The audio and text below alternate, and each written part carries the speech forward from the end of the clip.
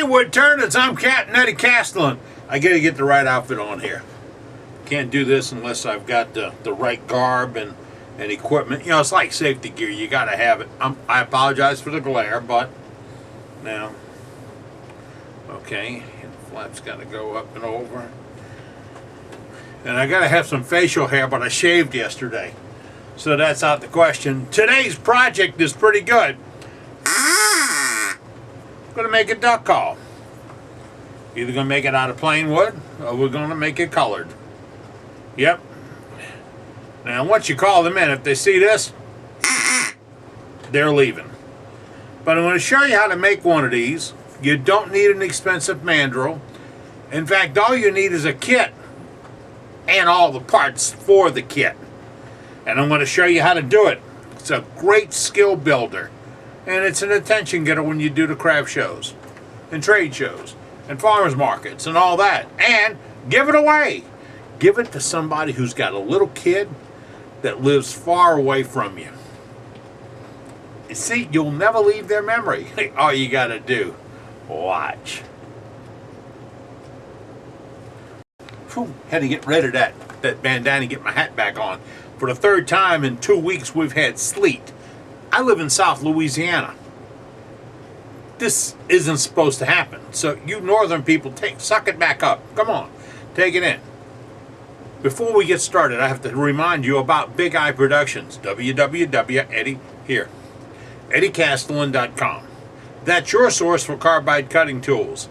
The tips, the bars, handles, starter tools, combos, all that is available at www.eddiecastellan.com.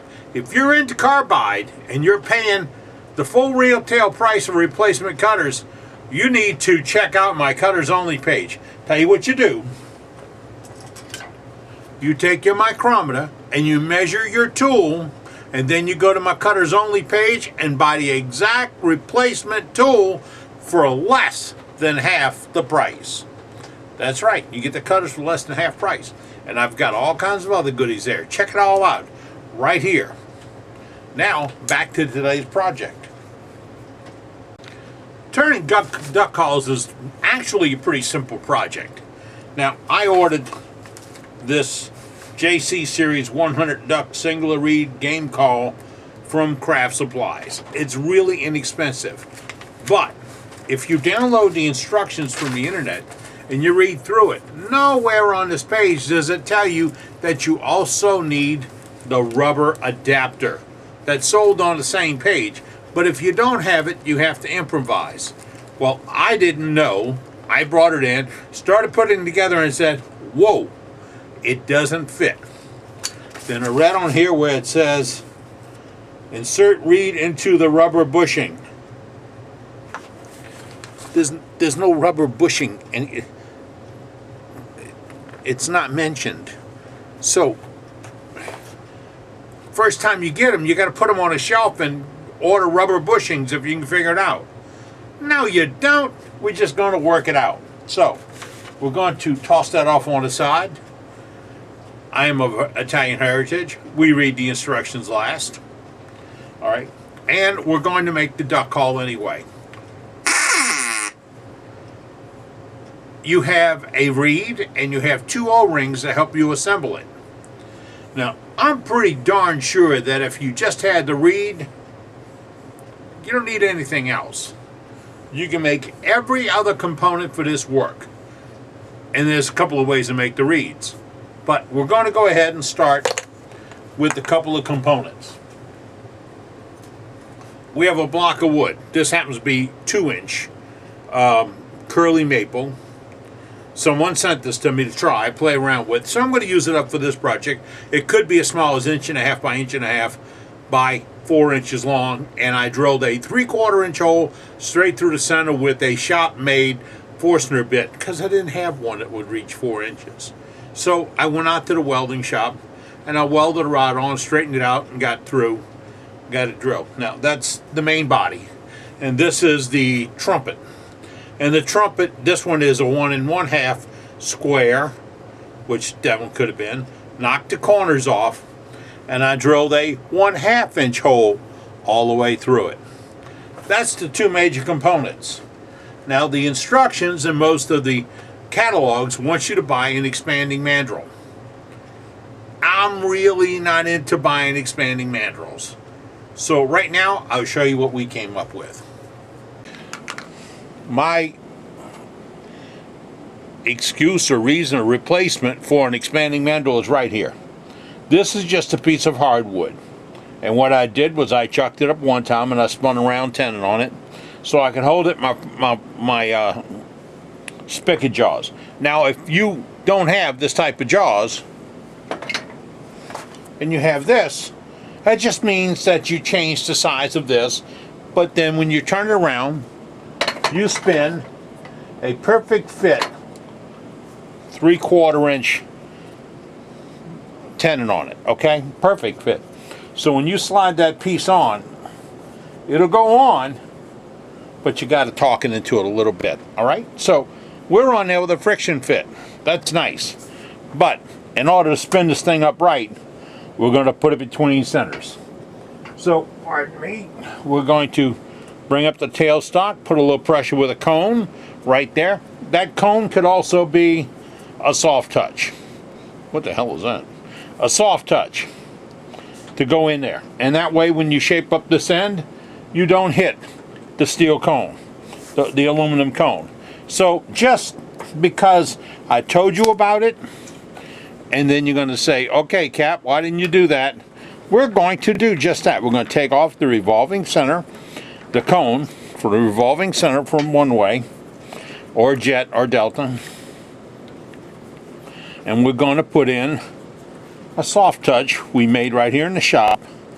Boy, as soon as he's getting kind of ragged, I really should toss them and bring in some hardwood and make a new set. Okay, we'll do that as a project one day. Then we're going to bring it up. Now look at that. Comes right up. Same thing. What's the difference?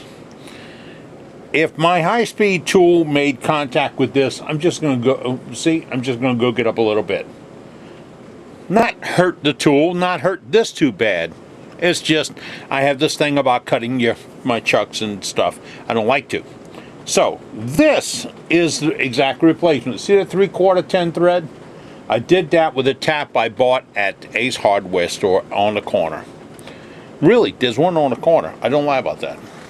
Google me and look at the address, 330 Highway Drive, Jefferson, Louisiana. Look down on the corner. Baldwin Taylor Hardware, one of the oldest in the area.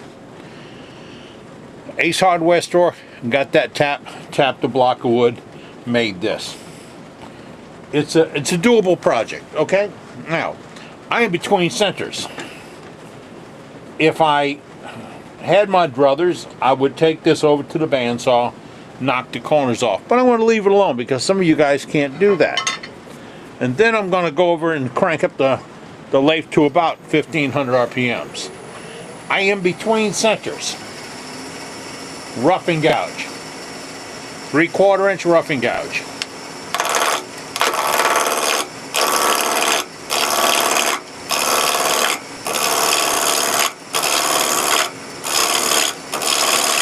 I'm going to knock this thing around, okay? Stand by. We're now spinning at about 2200 RPMs. I like to crank it up when I can. Makes for much better cutting. This is what we're looking to shape up. So, I leave this on this end because I can push down to that block with my skew. I'll show you how that happens. I have a loop right there. That's where the lanyard goes. This is a separate piece, okay? Don't get confused. I am. This is a separate piece. Here, let's see. Can we back it out? It's supposed to come apart. My hands are too dry. I'll put a strap wrench on it and pull it apart. This sweep, this is the mouthpiece. This is where your lips snuggle up to it. You see the steel reed down in there? Okay? In fact, you can see all the way through to earth. Alright? So, let's get this piece shaped up. I just put a fresh edge on this 3/8 inch Ellsworth. I really like this. Now this maple, this is bird's eye maple, and it's a couple of years dry. Really sweet, sweet wood. I mean, look at the ribbons that'll come off this. We get a little bite.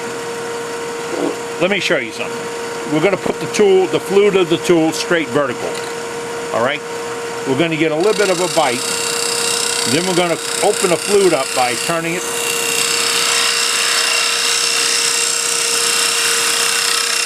Look at the ribbons.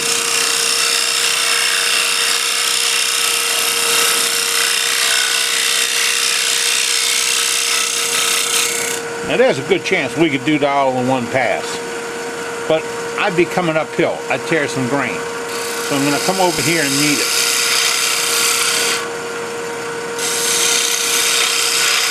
I'm riding the bevel, no wild edge there. See, all bevel, now edge. I had somebody in the other day teaching them, and they can cut wood pretty good, but every cut that they made had the bevel, the blade wide open, no bevel, very hard to control. They were driving it by running it back and forth on their finger, and that's not very good. We're going to go again, push downhill.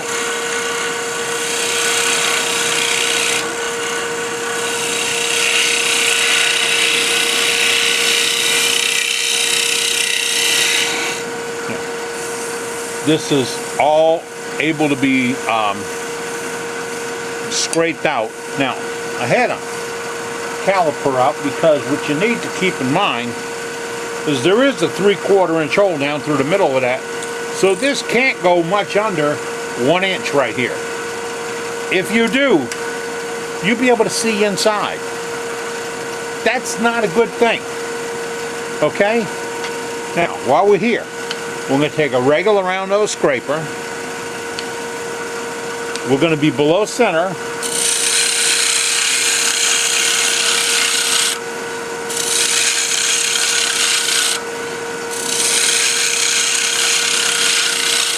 That's going to give us a much more graceful curve right in here.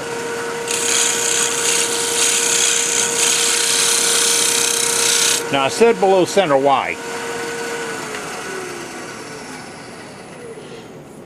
You see that edge? What I'm cutting with is right here on the top corner. That is a burr that I forced because I sharpened it like this on my grinder, and I pulled this steel down and rolled it around and put a burr on the top of it.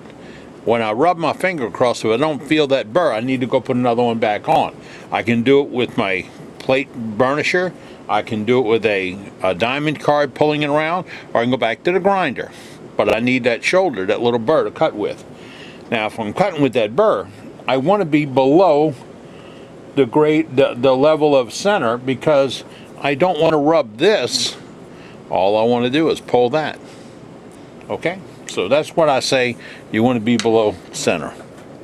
Now, this curly maple's got some beautiful figuring in it. You can see it now.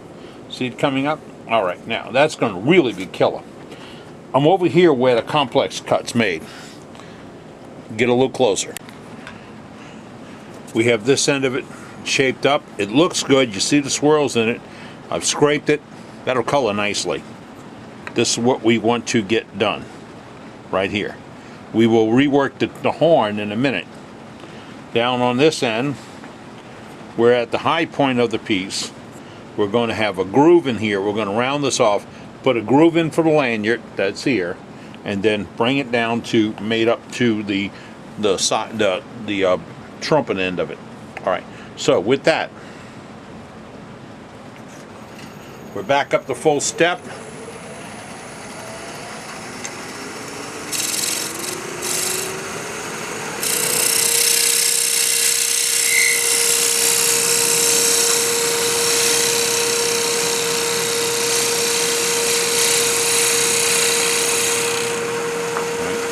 No flat spot. I'm going to put the part in for the lanyard. What am I using? See that little rod?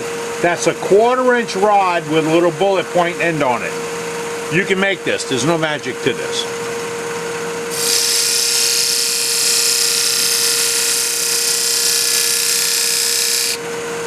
That's my spot for my lanyard. See how complex that was? That's it. Then I'm going to push down over this front. Now, to make this cut, push down to that block. This is my skew. The long point is down. Means it's angled like this. I'm exaggerating. Angle like this. Long point's down. Come up here. Now that cut through. I can be a hero and I can try to muscle that off, but it's easier just to stop the lathe and remove it rather than do some kind of hero move that'll damage the piece or you. Okay? I wasn't quite all the way through. I will go back and clean that up. Yeah. Now, being down, it won't ride up. You got it one more time. If I'm cutting this down and I can feel that bevel and push it around,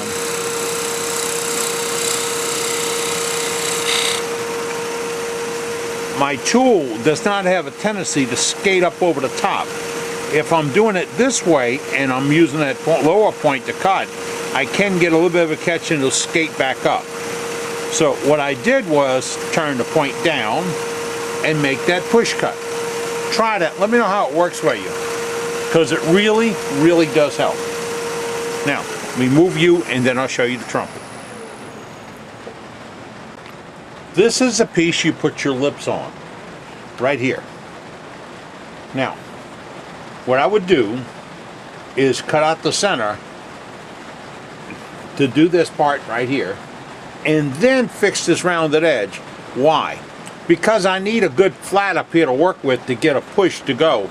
If I'm working with a round, I don't have as good an area to get a flat push. So, this is where I'm at now. I'm on a stick chuck. Remember?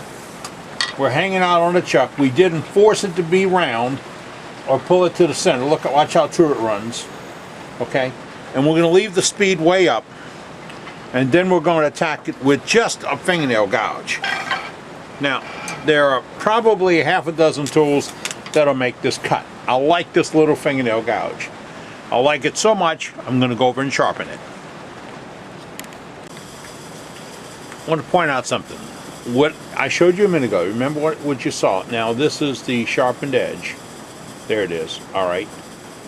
What did it take to put that new fresh edge on there? Using my Black Hawk rig, I put it in a jig. It's already set at 247, which is the setting that my Ellsworth is currently at. And it took one pass across the face of that wheel to put that fresh edge. I didn't leave any extra steel on the floor. I didn't waste a lot of time, and I didn't change my shape.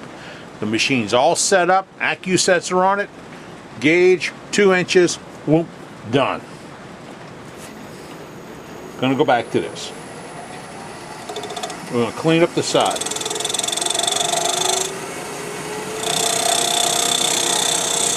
Now, we're on a stick out there, so we can't do a whole lot of jugging and pushing and cutting and everything on this, trying to get heavy cuts. So we're gonna take little light cuts.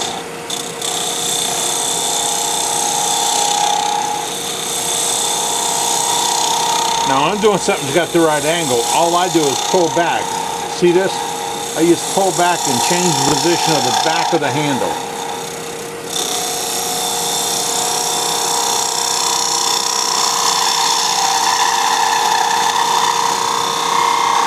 And that, boys and girls, is how that end is done.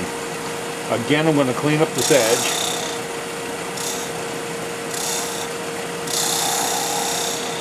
Just a little bitty bit, then take a look at it. Now, if I leave this in this condition, it'll be perfectly okay. But I'd rather not have this edge out here that could splinter or be damaged, because my lips go on that. It might be rough and crude, but I ain't got any leather lips. Now, back up to full speed, 2,700 RPMs, little light cuts. Now these are cuts.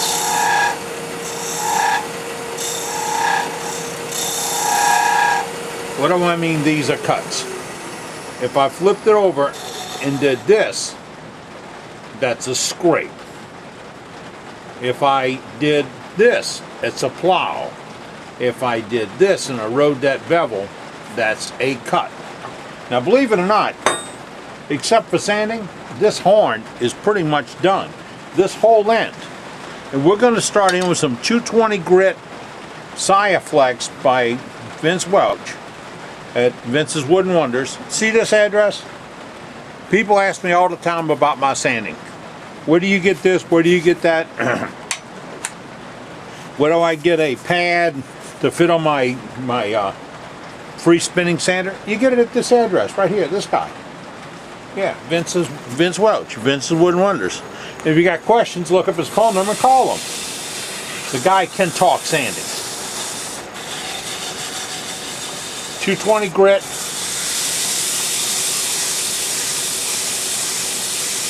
Just to show you that we're in really good shape. I'm not going to correct a lot. I am going to step down to 120 and bring this all the way up from 120 because I'm planning on putting a color on it later. But for right now, all I'm going to do is put a refined sand on it. Refined sand, a sand I can work with, and when I seal, I've got everything open to the same degree. Right now, as smooth as this is, I got to move you. What I was saying is, as smooth as this is, some folks, and I used to be one of them, would believe that I could just pick up some 320 grit paper, buff it off, and be done with it. But the problem is, when I was rubbing that bevel so hard on making some of these cuts, I compressed these fibers. And in a little while, with the humidity, remember I said it's sleeting outside, humidity's going up. In the shop here with the heater running, my humidity right now is 80%. 80%. So those grains are going to pick up the moisture and stand up on edge. They're going to be ugly and they're going to cause me finish problems. So we go to 120 and work our way up.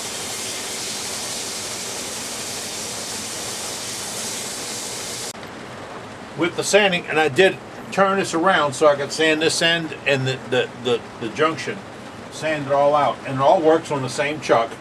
Now, before you put all this together, you do want to roll up some paper and clean out the inside because of this. You see it? You don't want somebody to draw back in and pull a whole bunch of dust. So clean up that. That is actually the horn. And when you do the sealing, you want to seal down in there. You can do it with a piece of paper towel wrapped around something. We're done with this fitting. We're going to go to another one. Same general thing. I put a tenon on a piece. I flipped it around. The tenon could have been as big enough to fit in my other chuck, or any chuck. And then when I turned it around, I spun off a 1/2 inch tight fitting tenon that'll fit into this 1/2 inch hole. See that? Now, if it gets a little loose after a while, you can use the Charmin method. The Charmin method is right here. You see the pretty little flowers and all? Yeah, that's critical. You put it on, get rid of all the extra, because you don't need it, and that just one little lap or two will help. Now, this is where we turn the trumpet. The other was a mouthpiece. Here's the trumpet. Again, we're going to bring up the tailstock, touch it right there. This time, this comes a little more critical because there's a greater chance I'm going to hit on this. Now, I'm going to show you what it should look like, and then we'll get the spinning.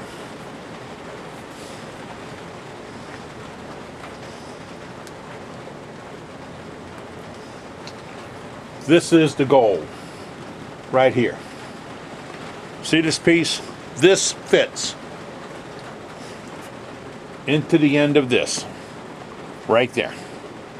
The two O-rings allowed to come and go. The reed sits in here. This is what we're turning right now. We need to have this tenon a little bit loose going into the 1/2 inch. See how a little bit loose? Because the O-rings have to be proud. To get it together, once you get it all done, you can always spit on it, and then take something and boom and drop it in, because you never go back into it again. All right. So, with that, Well, first thing we're going to do, we're going to go round. And I'm going to do that with my 3/8 inch Ellsworth grind gouge. I get all these tools from Dave at D-Way Tools. The 3/8 Ellsworth, the detail gouge, my parted tool,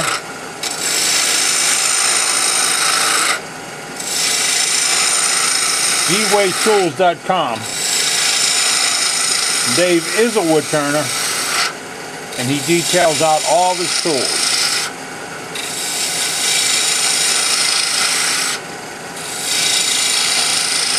Look at the curlicues come off. I love working with this wood. Now, I need to put a tenon on down here. Now I'm going to use my double-edged negative rake scraper. Voila. It looks just like my skew.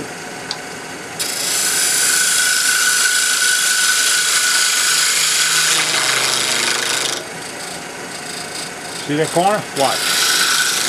Just made contact with steel if I didn't have that soft touch in.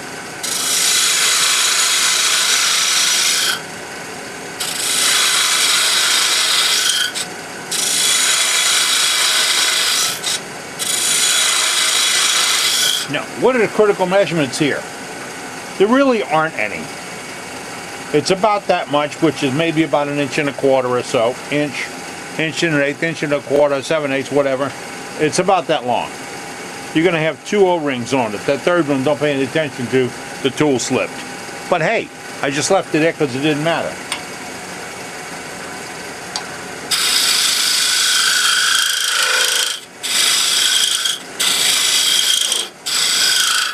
This has got to come down to 3/4 inch. I can't use a open end wrench cutter to do it because I don't have an open end wrench that matches up to that size.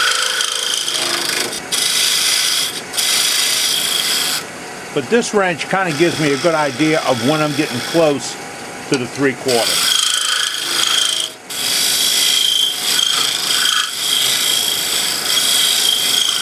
Yeah, I know I could do it with a caliper. There. Now, it's just a way to cheat to get dimensions right. I don't think that's going to be the right size. I'm going to check it. And I don't check it with a caliper. I check it with the piece itself. And I do see that I'm a little bit fat. Gotta quit feeding you guys the straight lines. Alright. We're going to go again. Like that jacket? It's nice, huh?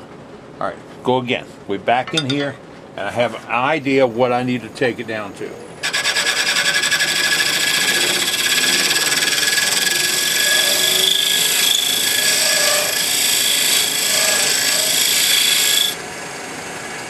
I don't want to be too small. A little loose is okay. Too small is a real problem. Again, break it down. There. Now, that would work. Okay. Just so we're there. This served one purpose. This is a connection to this. Alright. It's going to have 2 O-rings in it. 2 O-rings come in your package. Again, this is that little detail tool. I built this. This is a piece of 1/4 inch stainless steel rod that I picked up at the Corner Ace hardware store. I told you about them. They're really there. Then I took it over to my grinder and I rounded off the back and put a flat spot on the top of it. See it? Now, how much simpler is that? Nothing. So, with that,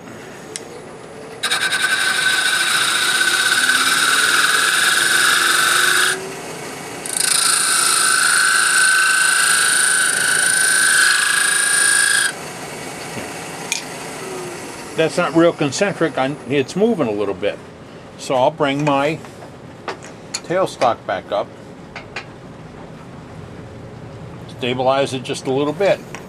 And finish it. See it? A little flicker in them? It's just moving a little bit.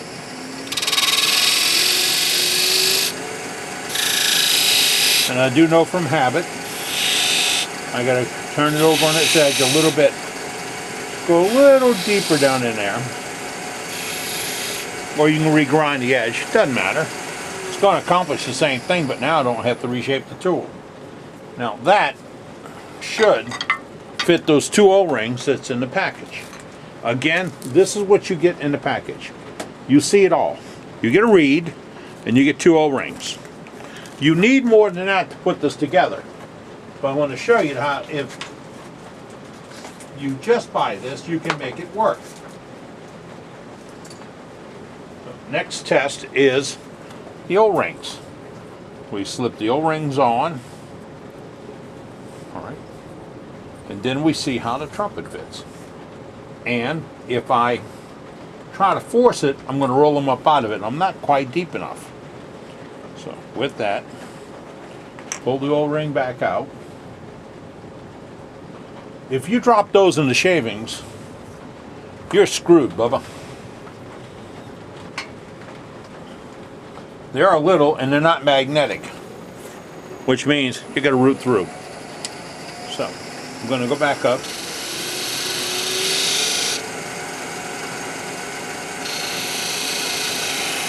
To make this cut, not wider, just deeper, I rolled the tool up on the edge and used a point to do the slicing. Now, I rarely sharpen this, but when I do, all I do is take it to the grinder and knock that top corner off. Pull it back and check it again. It's critical for assembly that this be just about right, and you just may have to play with it a little bit. That looks much better. I can see that the ring is not too proud of the wood. And yes, I can get that to go together. I'm not going to force it together because then I got to get the strap wrench out to pull it apart. But I have this ready to go. I'll pull the O-ring off because next up is to make this match that. So we leave that in place, bring the tailstock up a little bit. See that? So we're in between centers again, and I can make this adapter. Well, what are you doing way over there? Come on, get out over here. There. I can make that adapter, or the mouthpiece trumpet. I can make it go together a little bit better. So with that, we crank it up. We got a little movement here. Let's see what that little movement is.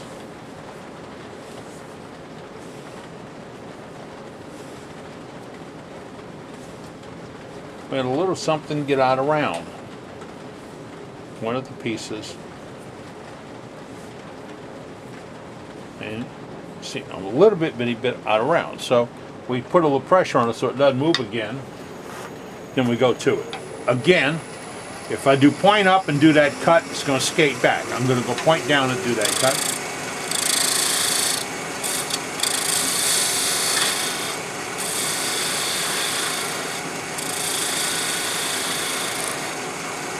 I have a pretty good junction there. That can be any way you want. Then I'm going to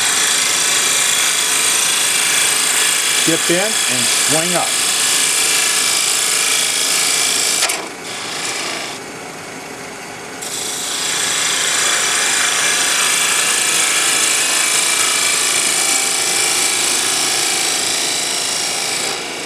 Now this cut was done, I'll show you this.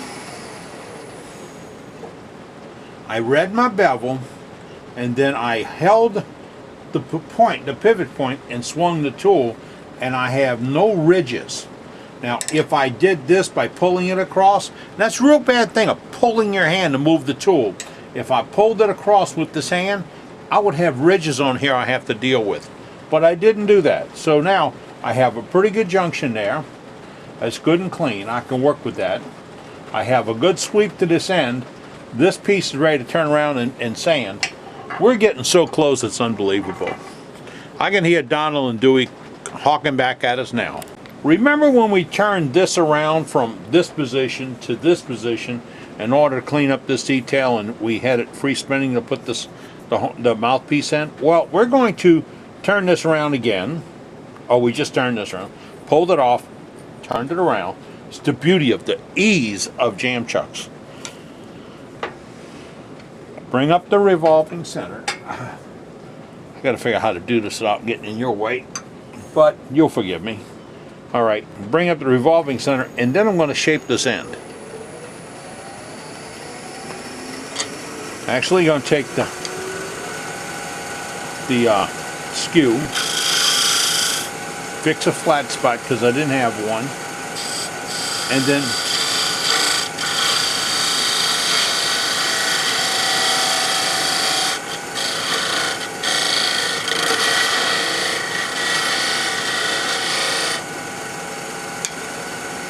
that didn't work worth the darn, did it? No. So when it doesn't work out,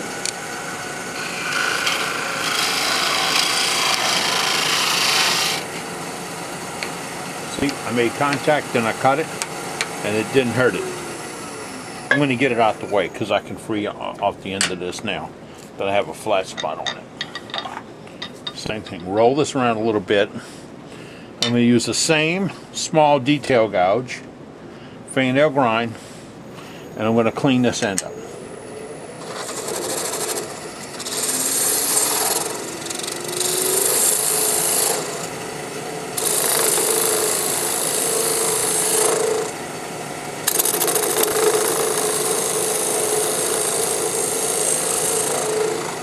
Too much of a bite, gets a wobble in there.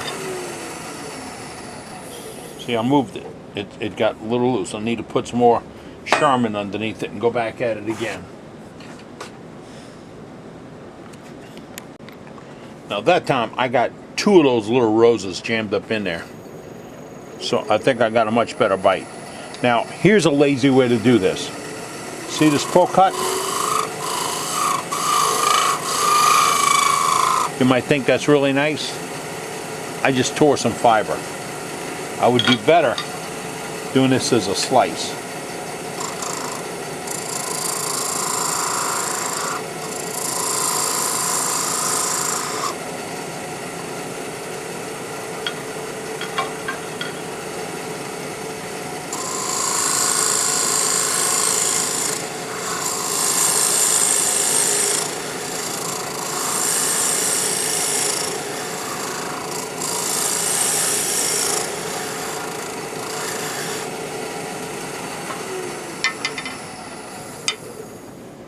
Very sandable.